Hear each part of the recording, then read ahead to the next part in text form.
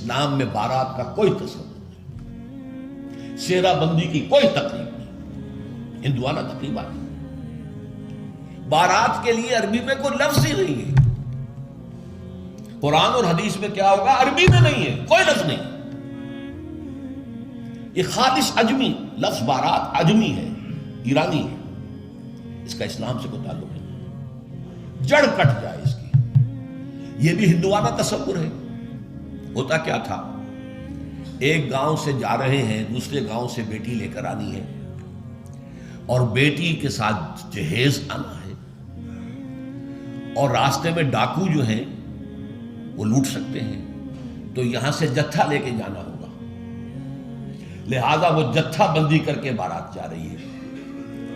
اب وہ جا کر جنج گھر جو بنے ہوئے ہیں وہاں پر ٹھہر رہی ہے، 2 دن 3 دن عیش کر رہے ہیں، کچھ چھرے اڑا رہے ہیں لڑکی والوں کے پیسے پر، پھر وہ مال غنیمت سے لدے پھندے واپس آ رہے ہیں، لہذا وہ جتھا حفاظت کرتا تھا۔ یہ سارا ہندوانہ تصور ہے، اسلام سے کوئی تعلق نہیں۔ تو نمبر 1 نکاح مسجد میں، نمبر 2 کوئی دعوت طعام ہی نہیں، کوئی بھی نہیں، نو انٹرٹینمنٹ واٹس ایور لڑکی والوں کی طرف سے۔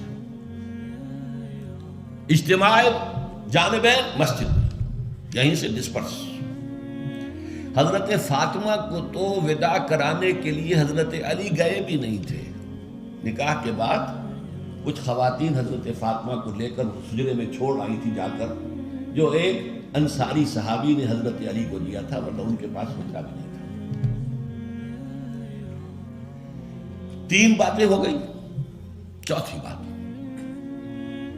ولیمہ جو ہے اس کی تاکید ہے۔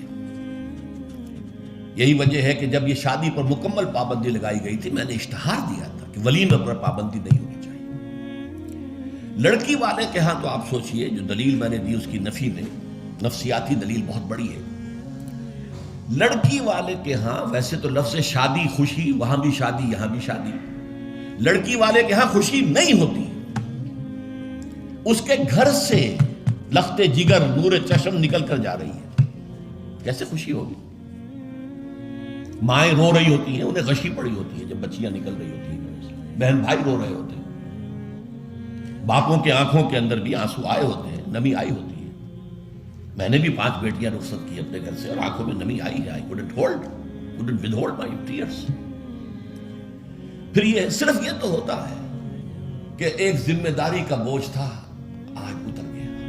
اسے آپ انگریزی میں سائی آف ریلیف کہہ سکتے ہیں، بس کوئی خوشی نہیں۔ اس کی مثال میں دیا کرتا ہوں کہ کوئی جانور اگر قربانی کے لیے 10-15 دن پہلے آپ لے لیں، وہ بکرا، کوئی مینڈھا، اور بچے اس کے ساتھ ہل جاتے ہیں، پھر کھلاتے ہیں، لے جاتے ہیں، چراتے ہیں، تو پھر وہ عید کے دن جب آپ اسے قربان کرتے ہیں تو بچے پچھاڑے کھا رہے ہوتے ہیں، رو رہے ہوتے ہیں، اتنا لاڈ اس جانور سے ہو جاتا ہے۔ تو یہ نور چشم لخت جگر گھر سے نکل رہی ہے، 18-20 برس رہی ہے آپ کے گھر میں، آج جا رہی ہے۔ ٹھیک ہے، سائی آف ریلیف ہے، لیکن اندیشہ بھی ہوتا ہے، ذہن میں رکھیے، ہمیشہ ہوتا ہے۔ پتہ نہیں بیل منڈے چڑھے نہ چڑھے، موافقت مزاج کی ہو نہ ہو، نئے ماحول میں جانا ہے، ایڈجسٹمنٹ ہو نہ ہو، اپنی حد تک پورا اطمینان کر لیا ہے، دیکھ لیا ہے، سوچ بچار کر لیا ہے، لیکن کیا کہا جا سکتا ہے؟ ایک بالکل یوں سمجھیے کہ ایک نیا ماحول ہے، نئے جگہ جا رہی ہے، لہذا وہ اندیشہ بھی موجود ہوتا ہے۔ لہذا واقعتاً لڑکی والوں کے ہاں خوشی کا موقع نہیں ہے۔ ان کے ہاتھوں مرغ پلاؤ کھانا بے غیرتی ہے۔ ہاں، لڑکے والے کے ہاں خوشی ہے، اس کا گھر آباد ہوا ہے، اور اسے حکم دیا حضور نے، اولموا ولو بشاۃ، ولیمہ ضرور کرو، چاہے تمہارے پاس ایک ہی بکری ہو۔ وہ ایک ہی بکری در حقیقت ان کے ہاں مفلسی کی سب سے بڑی شکل ہو سکتی تھی، لیکن بھیڑیں بکریاں پالنا تو ان کا پیشہ تھا، تو کسی کو ایک ہی بکری پالنا بہت ہی غریب ہے۔ فرمایا اسی کو ذبح کرو، کھانا کھلاؤ اپنے دوستوں کو، اپنے احباب کو، سیلیبریٹ کرو۔ سیلیبریشن تمہارے ہاں ہونی چاہیے، مرد کے ہاں، لڑکے کے ہاں۔ پھر اس میں بھی اس قدر حضور صلی اللہ علیہ وسلم کی تعلیم کے اندر دیکھیے توازن ہے۔ فرمایا، یہ مسلم شریف کی روایت ہے جو میں آپ کو سنا رہا ہوں، عن عبداللہ ابن عمر رضی اللہ تعالی عنہ ان نبی صلی اللہ علیہ وسلم قال اذا دعی احدکم الی الولیمۃ فلیجب، جب تم میں سے کسی کو ولیمے کی دعوت دی جائے تو ضرور جائے۔ اور ایک اور حدیث ہے ابو ہریرہ سے رضی اللہ تعالی عنہ کہ حضور نے فرمایا شر الطعام طعام الولیمہ، ولیمے کا کھانا برا کھانا ہے۔ کیوں؟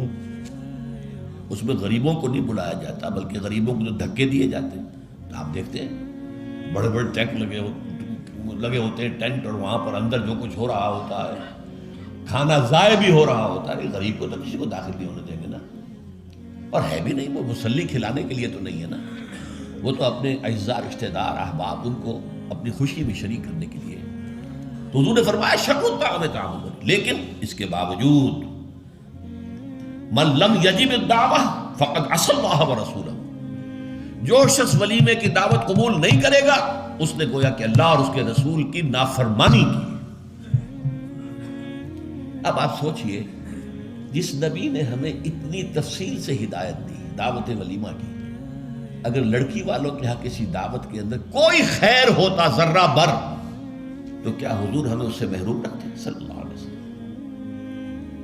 تو چوتھی بات جو میں نے عرض کی کہ ولیمہ کیا جائے، ہاں البتہ ون ڈش کی پابندی لگائی جا سکتی ہے، بالکل لگائی جا سکتی ہے، اسراف اور تبذیر کو روکا جا سکتا ہے۔ اسراف کسے کہتے ہیں؟ اسراف کہتے ہیں ضرورت کی جگہ پر ضرورت سے زائد خرچ کرنا۔ عام اپنے گھر کے کھانے میں بھی ایک سے زیادہ ڈش پکانا، ایک سے زیادہ کھانا حضور کے نزدیک نہایت ناپسندیدہ ہے۔ ضرورت ہے پیٹ بھرنے کی، ایک سالن روٹی سے بھی ہو جاتا ہے، آپ نے 4 4 5 5 پکا رکھے، یہ اسراف ہے۔ اسی طریقے سے اگر دعوت کے اندر بھی ون ڈش کی پابندی ہو تو بالکل ٹھیک ہے، اس کے اندر کوئی حرج نہیں، لیکن یہ کہ اس میں اب جو کیا گیا ہے کہ میٹھے کے اوپر پابندی، بالکل یہ صحیح نہیں ہے۔ میٹھا حضور کو بہت مرغوب تھا، پسند تھا، تو اس میں یہ کہ ایک ڈش میٹھے کی، یہ نہیں کہ 3 3 4 4 ڈشیں، دال کا حلوہ بھی ہے، گاجر کا حلوہ بھی ہے، اور فلاں بھی ہے، اور فلاں بھی ہے، اور پھر کھیر بھی ہے۔ لہذا ولیمے کی اجازت ہونی چاہیے، اور ظاہر بات ہے کہ ہر شخص اپنی سطح کے مطابق کرے، اور وہ آدمی بھی بلائے گا، جو کم ہی بلا سکتا ہے وہ کم بلائے گا، جو زیادہ بلا سکتا ہے زیادہ بلائے گا۔